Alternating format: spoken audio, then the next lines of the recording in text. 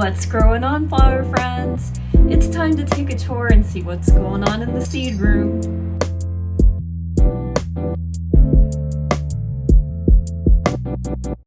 Well, here we are. Another almost month has gone by, and it's time to give a tour and update on some of these seedlings that I have already started for my early spring season.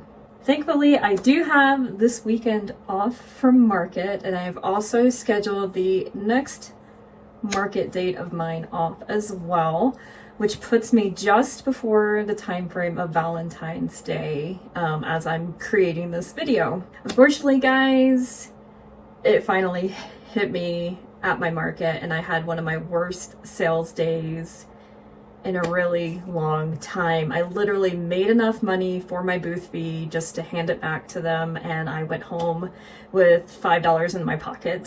So it was really bad, and I have to be completely honest with you, it took the wind out of my sails for a little bit, and I'm still not fully I think recovered mentally from that just yet.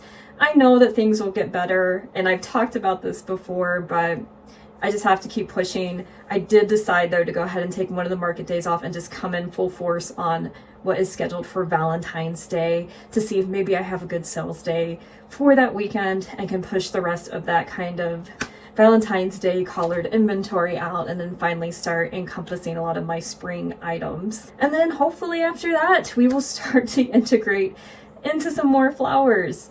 This week I was actually planning on creating a video talking about how to propagate snapdragons from cuttings, as I've previously done in the past. However, my snapdragons just aren't there, but I do feel like it's a good time at least to go ahead and walk around and show everything and how it's progressing so far. Some things I have in here and some things I've actually been taking outside to start their hardening off process. Okay, hopefully you can see me and hear me okay, but just to start, these were just started this week, and two of these is Celosia. The first one is that Indiana coxcomb variety that I talked about, and then I had saved back some of my pink pompous plume Celosia, which has started in here, and then I actually started Shasta daisies. Hopefully they will go out. I did have excellent feedback from another viewer saying that they actually had success growing it out here in the desert. So fingers crossed we can get those to work, because I feel like they'll really be a valuable flower for me if I can get them going and get some decent stem length on them. So this one here is my verbena. So this one is already going, and hopefully this will actually perennialize when I get it out. It's doing great so far. It looks really healthy, no issues, no concerns like that.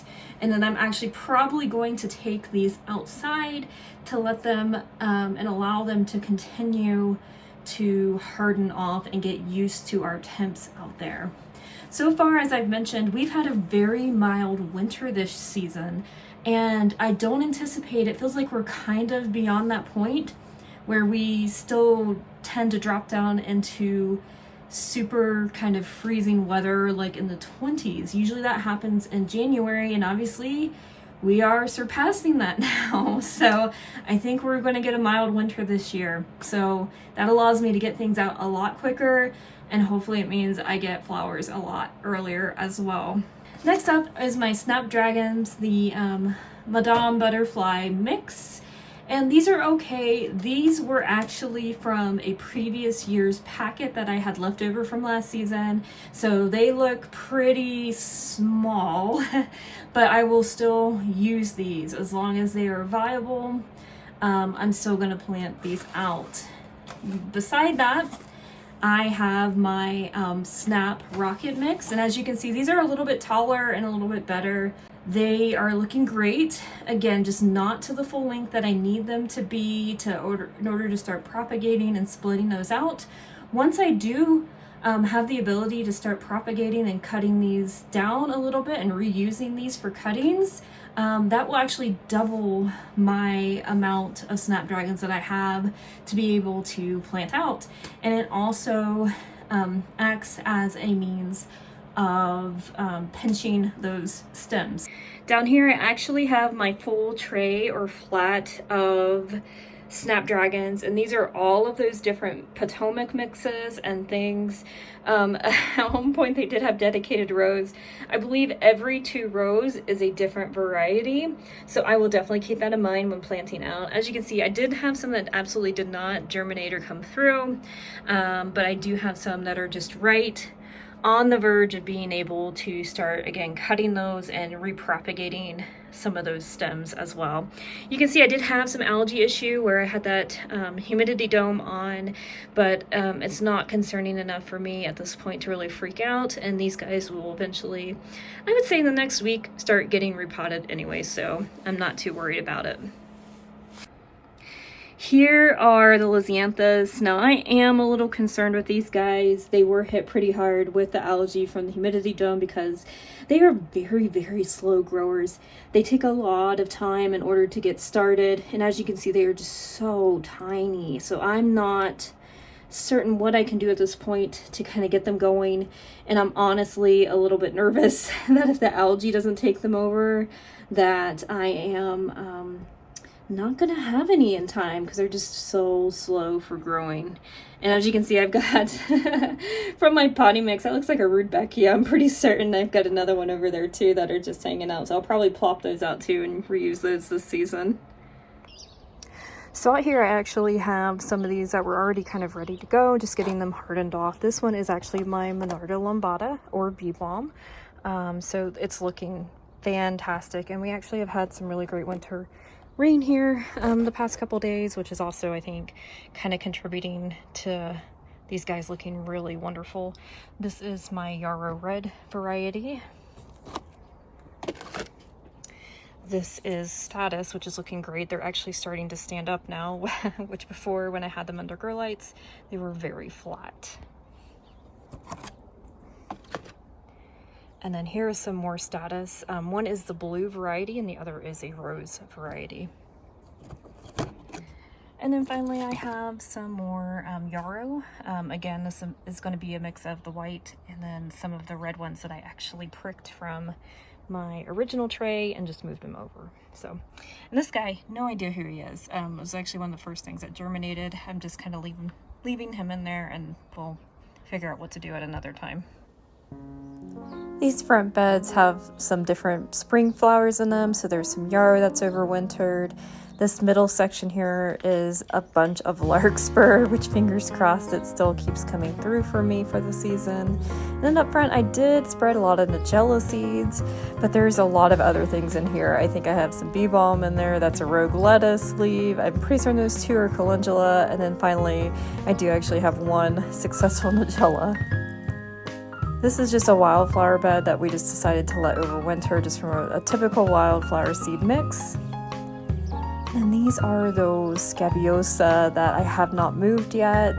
They are doing extremely well in these temps and they are loving it.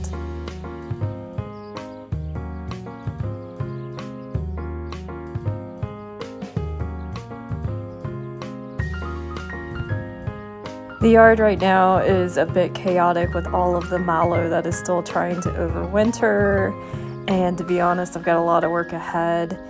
Some of my Rudbeckia are pulling through for the season, so that's good to see.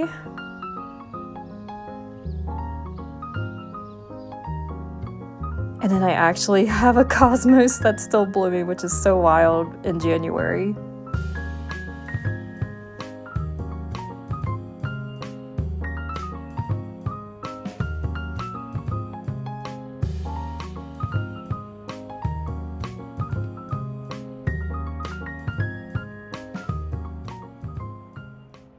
So that's just a quick overall view of what I have started, what's still kind of going on outside.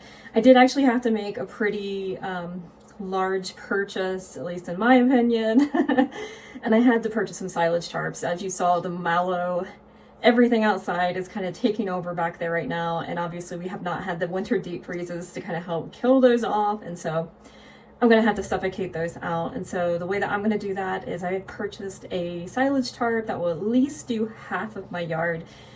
They're so expensive. They're like, I think to do half of my yard, it was like $70 for the tarp that I did get. They're also extremely heavy, so I was hoping to not have to use those this season and maybe just try to get away with cardboard. But I think those weeds are just so persistent, especially that mallow. It's very difficult to control. It was one of the first weeds that came out, and then you have the Bermuda grass after that, and everything just kind of explodes, and it's so difficult to kind of get rid of that stuff. And so I just had to bite the bullet and take some of my funds and just purchase a silage tarp. Lots of things that we will be getting busy working on this weekend, actually, after the rains have passed through. My thought is to go out, pull rebar stakes up, get those fiberglass pole arches down to get everything in preparation for when that silage tarp does arrive, and then we can finally place that out there. Sometimes it's a little disheartening because I feel like I'm behind the ball, especially after some of the snafus from last year. I kind of feel like I'm just not on time. I see folks already in Tucson that have flowers ready to go, and here I am, and I just have these 4-inch seedlings. It can make you feel a little kind of disappointed, and obviously having bad sales week at my last market kind of it makes you kind of question your life. But I'm not done with flowers, I will say that. I'm very excited for the season ahead.